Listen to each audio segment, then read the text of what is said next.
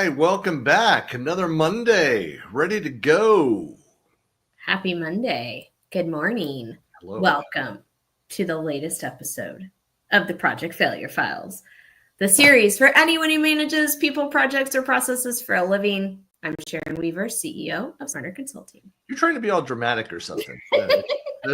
It's Monday. We need some fun. And I am Christian Buckley, founder of Tabletop. Welcome to another episode of our series where Sharon and I explore management and leadership topics from the perspective of what not to do, in my best Paul Harvey voice. Now we're going to try. All right. Well, in this episode, we are talking about a topic that we actually discuss pretty regularly because we do understand how important it is, especially as a small business. And that is succession planning and the importance of cross-training on roles and operational tasks.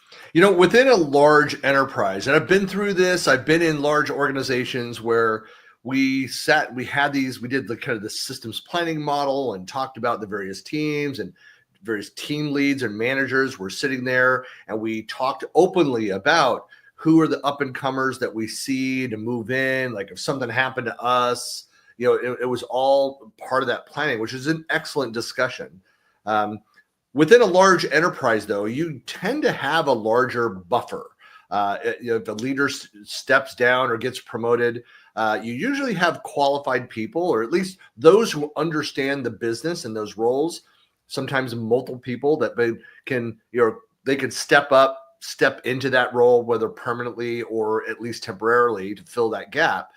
Within a small company, and the majority of businesses that are small companies, it's likely not the case. And you probably haven't taken this step. It's owner driven. There's a project lead. If anything ever happened to them, we don't know what would happen.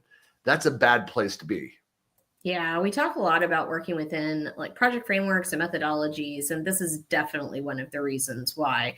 Yep. Whenever you use any sort of structured approach, one of the things about structure is that there's a level of maturity to it, right? So, you know, if you can't kind of mature on your own, a structure or methodology will bring you that kind of inherent maturity. And along with that comes process, documentation, reporting, you know, consistent activities, and outputs that make it easier for someone to really quickly step in and get up to speed. Right. I'm coming in, like if you go on, let's say you go take like a 6-month sabbatical or something in an organization. That sounds Again, great. It's more of an enterprise thing, but look, we can dream. You know? It's more of a theoretical thing. I know. Well, I think the practice is that I think it's now a 6 to 12 month sabbatical. It's called being laid off. Oh. Yeah. But anyway, I think if you were to take a sabbatical or something, like I could go in, there's structure. I would know where to go find the projects that are live, the trainings that are happening. Like I'd be able to go in. It'd still be messy. Right.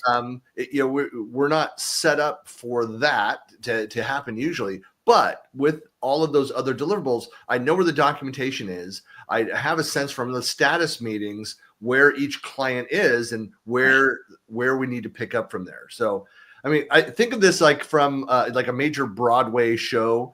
You have stand-ins with most of the leads. So if somebody gets sick or injured, they can step in, take over that part. So what is your contingency plan? What are you doing for your organization to make sure that, hey, we have somebody lined up that could move into this spot as needed? You're saying I need an understudy? Is that what you're telling me? Intern, understudy, whatever. You know. Another way to think of it is emergency planning. We saw this with the pandemic. Companies like all of a sudden had to figure out how to stay up and running. What is your emergency plan for your lead engineer, your project owners, your CFO? And, whenever I do leadership training, I do a lot of leadership training lately. I don't know why, it just happens to be a hot topic. I always like to say, when you win the lottery, because I don't want to say we get hit by a bus. First of all, I don't want to put negativity out in the world. Second of all, this is America. We get hit by a bus, we're going back to work the next day. That's so walk it off. But if I win the lottery, I at least have a choice, right? So I always like to say when you win the lottery and, this role isn't there anymore, how are you going to handle that? Like who knows how to do that work, or what systems and processes do you have in place for people to very quickly get up to speed? And what is your plan in case somebody's not there to fill that role? Right. Well, as always, this should be a great discussion. And as with every episode, if you're new to Project Failure Files, please feel free to comment, share with us your thoughts, your experiences, any other examples or feedback that we may have missed. And of course, please click and subscribe to the series. And we'd love to. We're here every Monday doing this again and again and again. So we'd love to have you along for the ride. Yeah, come join us. All right, let's get started with some definitions. So you think of defining succession planning in the context of projects and team dynamics. It's not just like something for executives, but for key team roles. So it's not even that you're looking for a person to step into that role, but it's more about preparing for the team to step in, or maybe that role evolves, or maybe some of those responsibilities get parsed out to different people. Still, you have to have some level of planning, of documentation, of process to be able to do that. Yeah. And some places call this business continuity planning.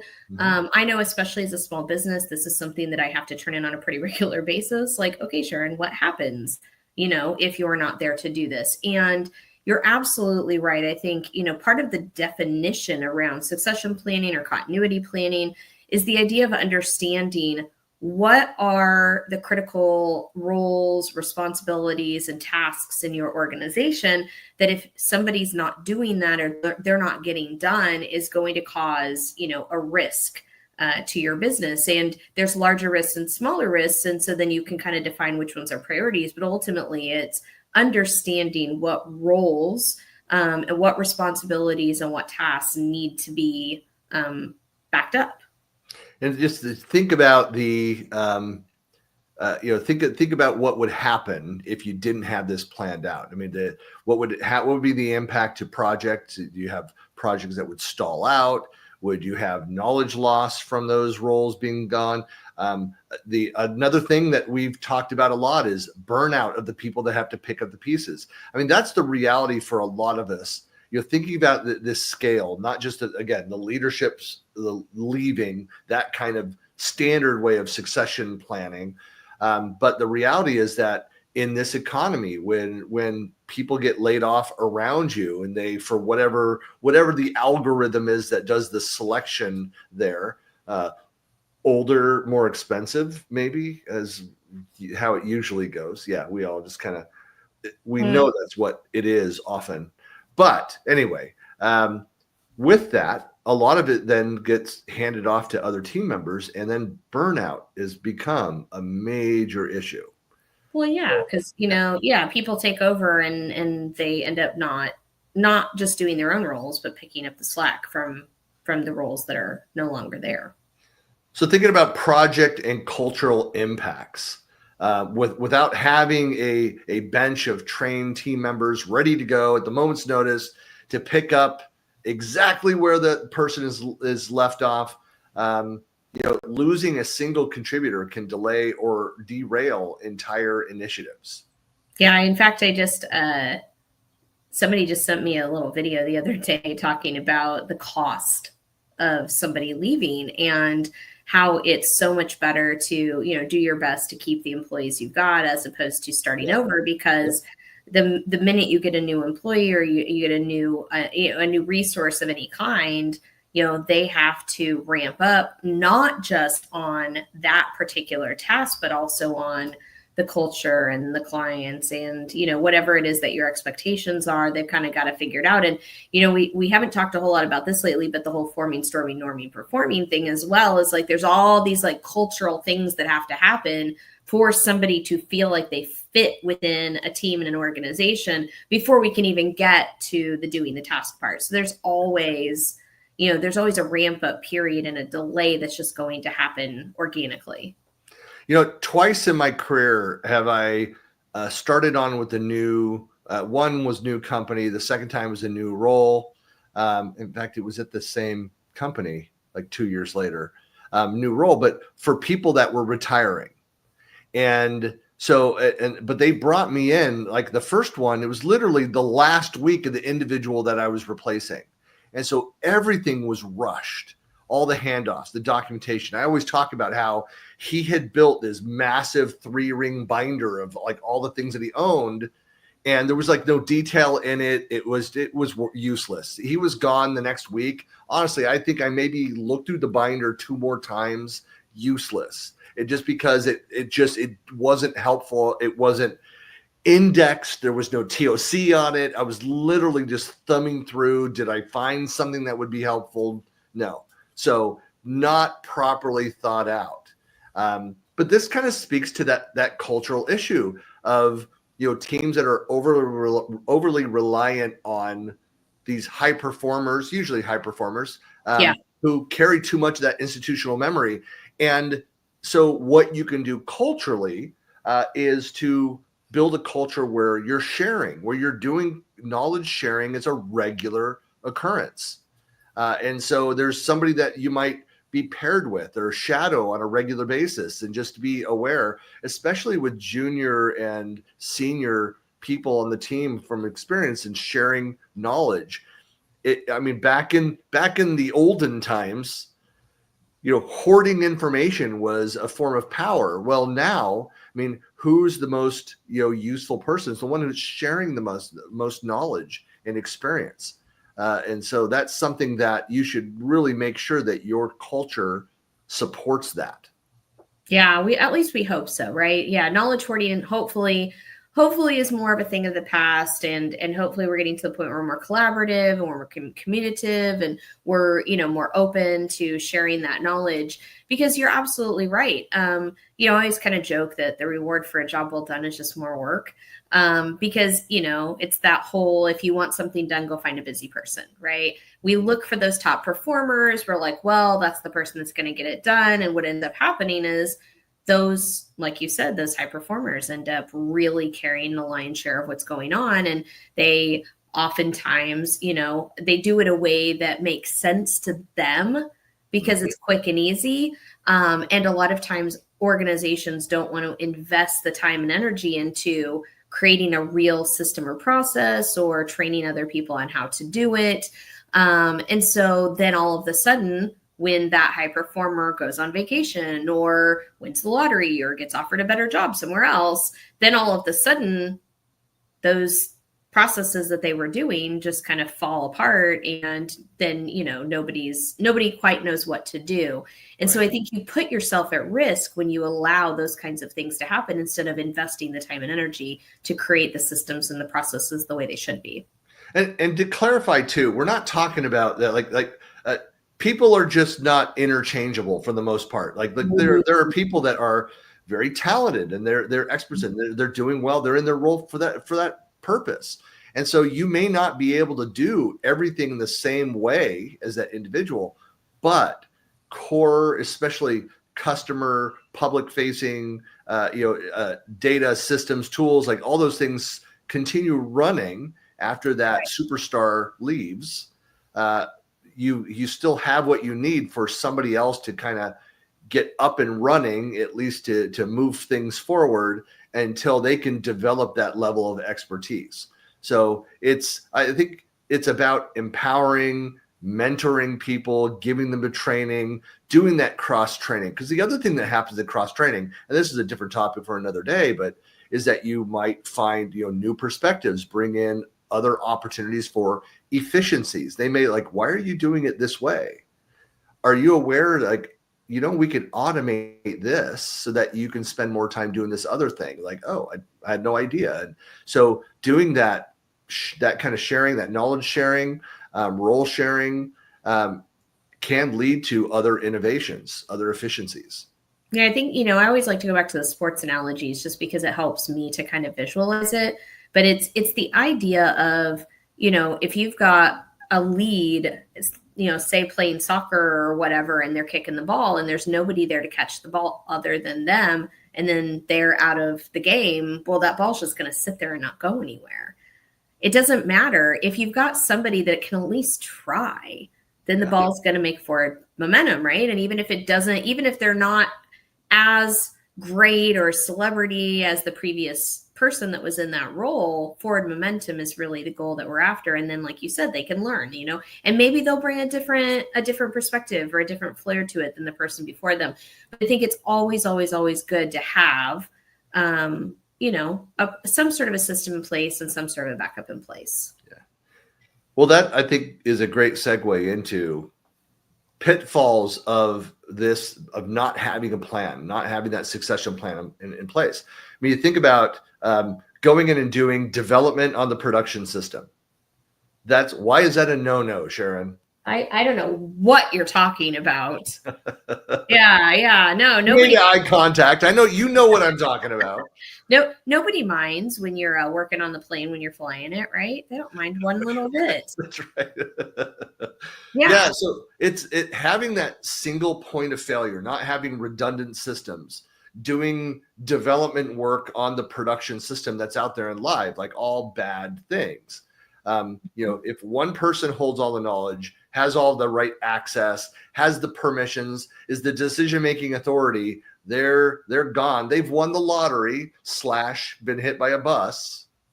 And then what happens? Like, that's a bad thing. So when we understand that with systems, and yet here we don't practice that consistently with people. Yeah, I agree. I think that, when you think about it, I think a lot of the problem comes from the fact that we are so tight, like everybody's trying to be so efficient and so lean. And so, I don't want to be duplicative. I don't want to have duplicates everywhere. I don't want to have multiple people that are running around doing the same thing. So we don't want to cause waste, right? But the pitfall of not having any redundancy, any backups, any, plan for succession or continuity is that if that person is gone, or if that system doesn't have a plan to back it up, then that ball's just going to sit there on the field. Yeah. And and something that if you don't have it, because a lot of people say it's like, oh, look, we don't have the time to go and do that kind of collaborative work and build in the redundancy. I said, that is going to, that you're on a slippery slope there, because that lack of time or structure, you don't make time for that. It's going to be it's compounded, the pain, the problems, when something does happen. And so whether it's people are hoarding knowledge, they're not having those tough discussions about what is actually going on, especially if you start, a sheer sign of it is that you see that there are multiple people that are experiencing burnout. And you are on a road to not just one person, it could be potentially multiple people losing them, because one person needs to take a break because of burnout. Where does that work goes? To the other people that are also experiencing the beginning of burnout. And it cascades. So you want to make sure that you have the plan. The other solution to this, I talked to my wife about this, and that has the problem with in her company where they are not properly staffed. They don't have the people to do the work that actually needs to be done. Like the organizations that have tightened the belt, have they cut too deep? And that is going to be a problem. It's going to lead more rapidly towards showing that you have not done proper planning. Well, and I think, at the end of the day, anybody that says, I don't have time, I don't have money, I don't have energy, I don't have structure, you don't understand, we don't have these things. It's not that they don't have them. It's that they haven't prioritized them. They haven't prioritized the time. They haven't prioritized the investment. They're not investing. They're making a choice to not invest. And at the end of the day, what will happen is that you are creating risk at a later time by avoiding the investment today. And so, essentially what's happening is you're focusing on now instead of focusing on later. And okay, you win now, but you are creating risk for later. And so I think, just remember that everything's an investment. It's an investment in long-term continuity, is an investment in that continuity staying. Yeah. The first time I had like this discussion, I was just back when I worked for a couple of years for EDS. So consulting company, and we were EDS Medi-Cal, so working there on site with the state. But for them to go through this, it was actually somebody on the risk management side that brought this up. and required that it was like, hey, we need to go through this exercise and look at who's there, who's available, what are the different roles, what are the systems, the processes, who is assigned to multiple. And so we had assignments to learn about and be a backup and understudy for different processes, different systems. And I hadn't seen that before. It was the biggest company at the time that I'd worked for. And so I thought this just makes sense to go through that activity. Yeah, I can always tell it. You can always tell a mature organization because they have identified what their systems and their processes are. They, for the most part, you kind of know who's doing what. And you also know if something were to happen or change, kind of like you mentioned before, like you kind of know, you kind of know what it is you need to do because the system and the process is very clear. And so I can always tell a mature organization for that, and for the fact that they have some sort of a continuity plan where they're constantly cross-training people in other things to make sure that everybody kind of knows what's going on in at least one other role. So what are some strategies that you can recommend for overcoming this issue?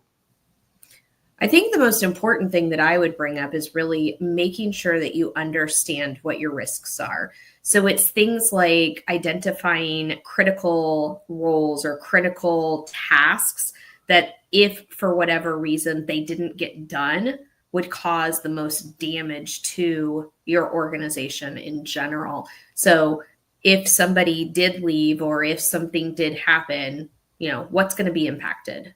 Yeah.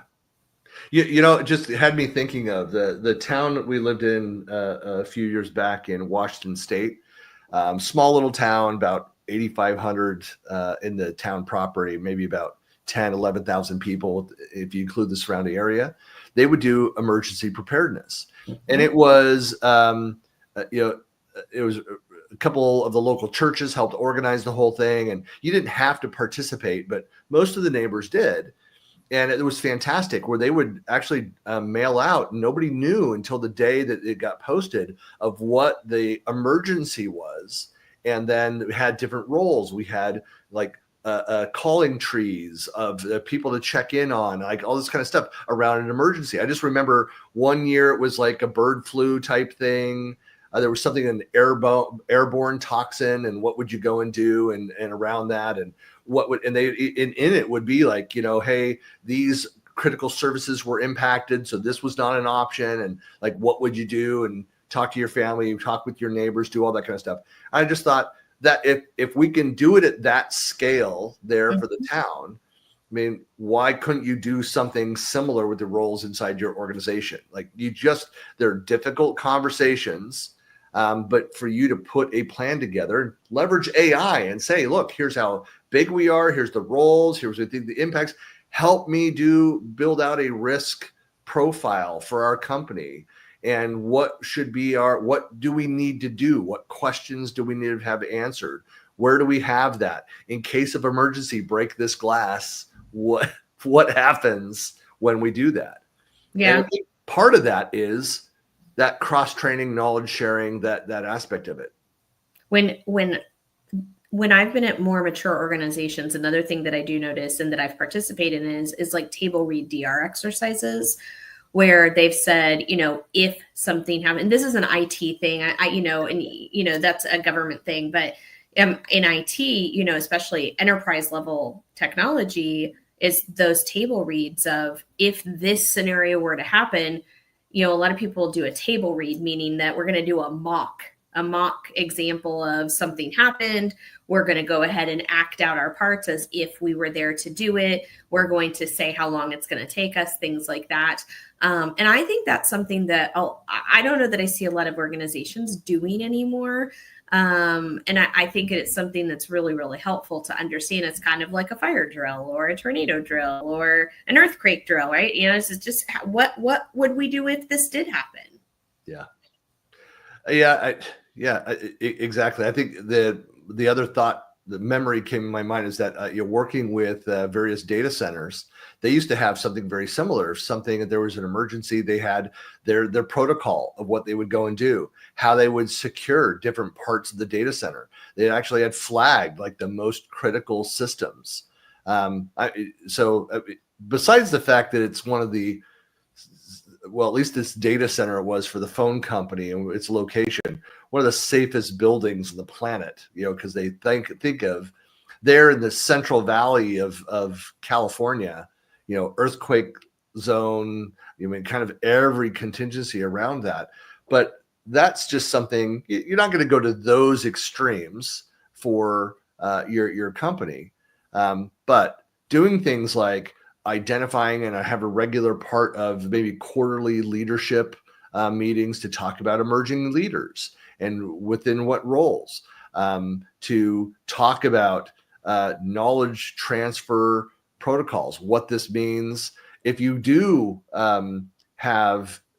do like a cross role trainings and things, or like I shared it at EDS, where we were actually assigned to be aware of, familiar with various processes and systems. So we were a backup if called upon to help with that. We knew our respective areas. I mean, even as growing up, coming from a big family, like the older kids were assigned to a younger kid to kind of watch them. And it's kind of the same thinking culturally. You need to plan for the unexpected. That's really what all this is about.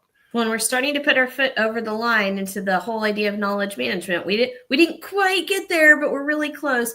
This really does lead into that, right? This really, like, as you get into best practices and what you want to do, and how to get past this, it's, you start looking at the entire field of knowledge management, which is, how do I take this tacit knowledge and make sure that it outlives the individual or the individual role or the individual task? Like, how do I take that tacit knowledge and pass it on? And I think formalizing your knowledge management structure and making sure that it's all planned out and systematized and organized. There's so many great strategies around just knowledge management in general. And I think, again, you have to invest time, energy, money to do it. But I think it's definitely worth the investment, because you then have that information for later. Yep. Thinking about best practices here. So what are your best practices for succession planning? Yeah. Speaking of knowledge management and business continuity, definitely maintaining a succession plan so that we know, if somebody is out, who is their designated backup? If there's a task that's identified and, it's not getting done, what is the succession plan for that? If there's a process or a system that needs to be done, like, who's responsible for that, and what are the backups on that? Always making sure that you have a second in command or a right-hand person as part of everything. Number one, make sure that if anything happens, you have somebody to back it up. But number two, provides opportunity for that person to also grow their skill set and expand their skill set as part of that opportunity. Be careful if you're going through succession planning and you're running through scenarios. Don't let those org charts that have big red X's through some people's heads, don't let that get out. Shred those. It could be misinterpreted. I'm just saying, Wow. Wow. So also personal experience. No. Also make sure that you're rewarding that type of behavior. So we definitely want people who are knowledge sharers, not knowledge hoarders. So we want to make sure that the people who are sharing their knowledge, who are supporting their communities, who are growing their communities, who are, making it so that everybody knows how to do things and making things successful, those are the people that we want to reward and promote. And the people who are sitting on that knowledge and hoarding that knowledge and information and not doing that are probably not the type of people that we want to support and promote. I love the idea of baking the transition planning really into, like, your project closeouts, your quarterly reviews, in your planning future projects. I mean, I did this as a PMO lead, where I would have conversations with the PMs. I didn't want to force anybody that had built up expertise working with a certain business unit or type of project, like that maybe they're bored out of their minds doing the same type of project. They wanted to work with a different side of the business. And so I used that as a, well, let's, hey, Sam, you're really good at these projects, but I want you to get some breadth of experience across this. And I'm actually going to assign, Stephen over to this one. I'm going to move you over to this for the next project. Once you wrap that up, you'll need to cross-train each other. You're basically going to switch business units that you're working with, their audiences or stakeholders. And then some of the stakeholders had a problem with that. And I just said, look, I'm just trying to cross-train, and I'm not going to give you somebody that's not capable of doing that work. But I'm also trying to make sure that I don't want to burn out one or both because they're getting bored with the jobs they're doing. So I have this way of training them, and I made that part of the process. I didn't have any problems with people. As long as the work was being done, they were happy. Yeah. And speaking of training, I think, there's all kinds of ways that you can document the things that need to happen and the ways that they need to be done. I think, again, back to it doesn't matter how you do it as long as you do it. I think it doesn't matter if you're using wikis or SOPs or videos or click-throughs or recordings, it doesn't matter as long as you're doing it. Yeah. Well, thinking about calls to action. So something to leave for people. If you are a leader and you have not taken the time to this, you need to set aside time for, at the very least, mentoring and skill development. Build that into your team's rhythm. Talk about it. It should be something that should be part of their, I would even say it's part of their job description, everybody's roles, to be looking at and understand, who, if you are out, who is the person to go to, and make sure that person is prepared for it. So start asking that question. Who can step up? Who are the right roles? If you're a manager of managers, ask your direct reports, who of your teams could step into your role if asked. And with that, let's make sure that we have a succession plan in place. And are they happy? Are they right? Are they the right people long-term? I mean, all of that needs to fit into that. You might have somebody who's highly skilled, but you also know that their plan is to go get their MBA and stop working full-time. Like, they're not going to be in this for, long-term, that they have other goals. As much as you want people to want to be there. But your planning should also be around, okay, who's the right person who is going to be here for the long term? I don't know. I don't want to phrase any of that in the wrong way. There are people that could be short termers. The boss doesn't need to know that they're short termers. It's none of their business if they've not made a decision yet. Things can fall through. Put the right person for the right role into that planning. If you're aware that, hey, I'm planning going, it's like they adjust the plan accordingly, but leverage them to the best of their ability the time that they're there. Yeah. And don't wait until there is an emergency or an opportunity to allow them to step up. Look for opportunities to allow them to step up. And as a team member, watch for those opportunities, right? Make sure not only are you sharing the knowledge that you have and that you're, training other people on how to do the jobs that you do as well, just in case, but watch for opportunities both ways. I learned very, very, very early in my career. I actually had a really great mentor who said to me, she said, anytime there's a gap and there's something that needs to be done, if you step up and do it, number one, you'll learn. And number two, somebody will see you doing it. And it's going to give you the opportunity to move up. And so I'm going to say, if you're a leader, don't wait till an emergency happens to provide the opportunity. If you're a team member, don't wait for an emergency to take the opportunity. Watch for opportunities where you can step up and volunteer to either help others or volunteer to lead. Yeah. And one last thing, I know I've never heard it coming from HR or operations. It's usually been just in a more a more seasoned leader that just kind of understand these things brought this up.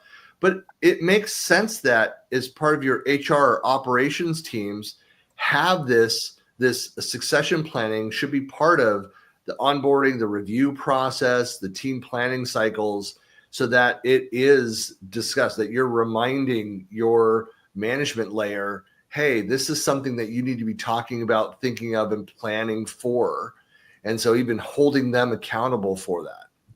Yeah, definitely. It should definitely be managed at the enterprise level. This shouldn't be something that each individual team or each individual project needs to be thinking about. This is something that should be done at the business level, at the enterprise level for sure. Don't do the Michael Scott method where you take the whole team out to a beach out by a lake to run them through a bunch of tests that ends with firewalking. It won't go well for you, I promise. It won't. And plus, when you don't even have the ability to call your own successor, Yeah, I do believe that show is what not to do. Yeah, that was what not. So what not to do is that. Be Michael Scott. Embrace your inner Michael Scott. Wow. Yeah. So. All right. Well, thank you so much, everybody, for joining. Sharon, as always lots of fun to go through and discuss these things. Of course, we'll be back next Monday with another episode. In the meantime, subscribe. Should we hand out our Venmos? No, too much. Okay. But we're always welcome. It's like I told my sister, you can send a $5,000 to $10,000 gift card for Christmas. I would accept it. And thank you heartily. We welcome all of that. No, but your feedback is always great in the meantime.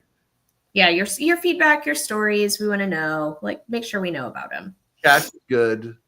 Feedback is fine though. Feedback is great. So anyway, all thanks right. for watching, everybody. Bye. See you next time.